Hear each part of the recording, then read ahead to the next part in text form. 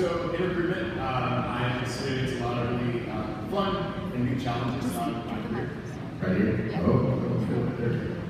So it's something that I really focus on. Culture is a very important index. Before I got here, before we had consultants come in, all of our culture, all the things that we help treat ourselves, was just something that we did. It wasn't something that was quantifiable, actionable, and managed. So that's one thing that I really focus on in my recruitment efforts. So engaging in building a strong employee brand through recruitment. That was quote, that was really cool. You can't teach employees to smile, they have to smile before you hire. That was said by Laurence Greene in Las Vegas. So yeah, making sure you hire people who are going to be great champions of your culture and embody what you feel your company is overall. And that's something I started from with the first applicant. So qualifying opening, working with the hiring managers, understanding the requirements of the team. I think that's a recruiter's like bread and butter. If you don't have a good rep, you can't really recruit the right person. So really understanding what the needs of the team are, making sure you turn that to an actionable recruiting strategy. Get hiring managers excited. Sometimes hiring managers aren't as excited about bringing a new person as they could be, but you're doing all the legwork for them as a recruiter. Not necessarily speaking all recruiters right now, but I'm glad you guys are all recruiters as well. So get hiring managers excited. You're bringing on someone new, someone who's going to fold into the team, who's going to be hopefully building the organization on your network. So get them excited about where you're going, what your strategies are. Job descriptions, that's the first thing that an applicant knows about your company beyond the research you do on your website. So make really fun, exciting job descriptions. I was fortunate enough to come across the index the first time they ever hired anyone in recruitment or talent acquisition or HR in the US. And I saw the job description, I was like, this looks pretty cool, I want to work here. And so just that initial reading of the job description really engaged me as a current employee. Job boards, think about where you post your job descriptions. That's going to go very far in how you represent your brand. So the outlets that we use primarily are LinkedIn, Glassdoor, and Indeed. Those are outlets that we know we can control and manage the message that we send across, and that it's consistent across our brand and how we want to represent ourselves.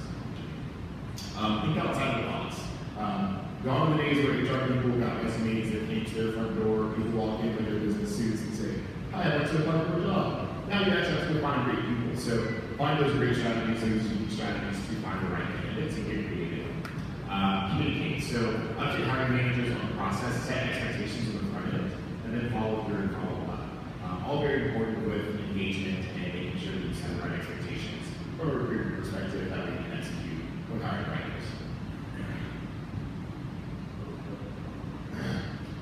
Engagement.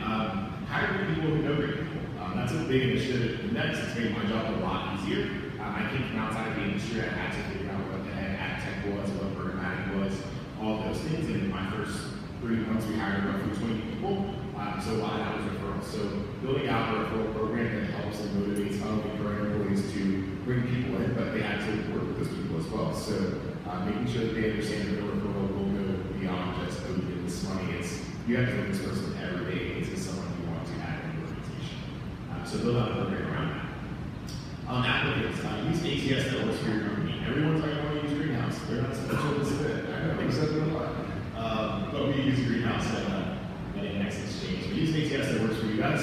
One that's able to grab all the candidates' information. You're able to look at it quickly. Obviously, there's going to be some roles that get 700 applicants a week, and some are going to get 7 in 3 months. So you want to make sure you use ATS that's effective for you.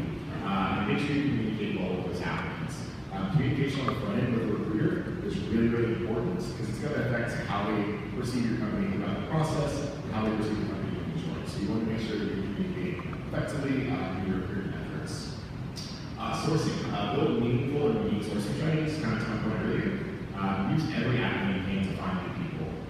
Get creative. If it's not working, change it. That's something that we kind of have to get our heads on sometimes as recruiters. Like, you feel the pressure from the hiring manager, they really need to have a role filled. You have to kind of think outside the box to make sure you're crossing every path to find those great candidates. So sourcing is huge. Tools we use at Greenhouse. It's my last name also, so it's really hard. Tools we use at Next, I'm using Tello.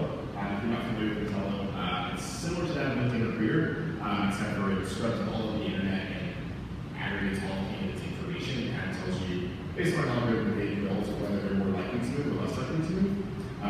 That one place that we're learning about, Glassdoor, we use Glassdoor very frequently. We're going to track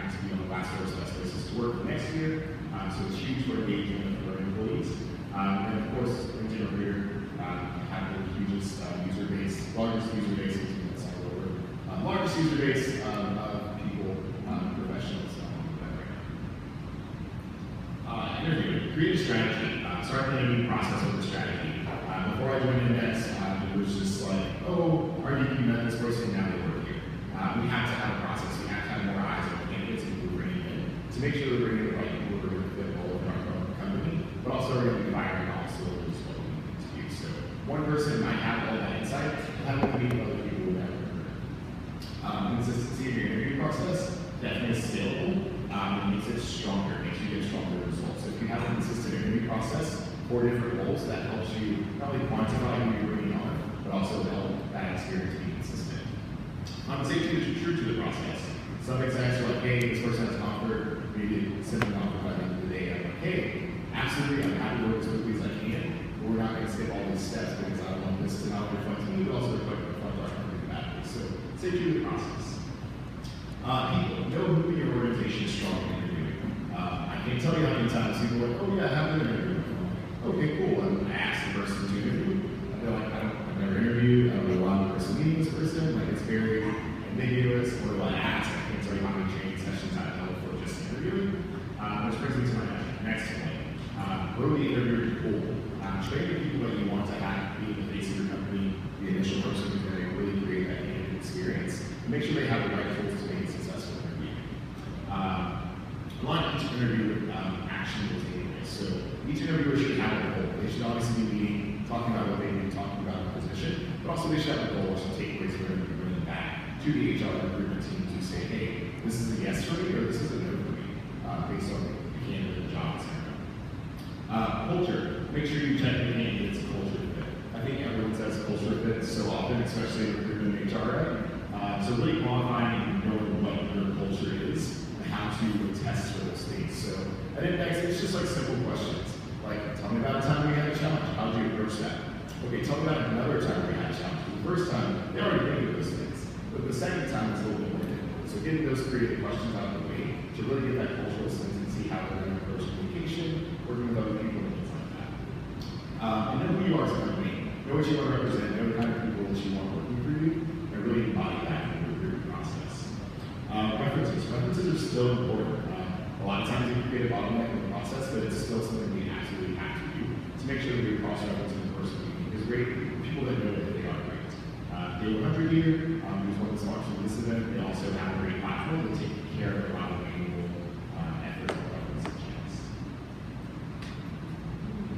Offer, onboard, and retain.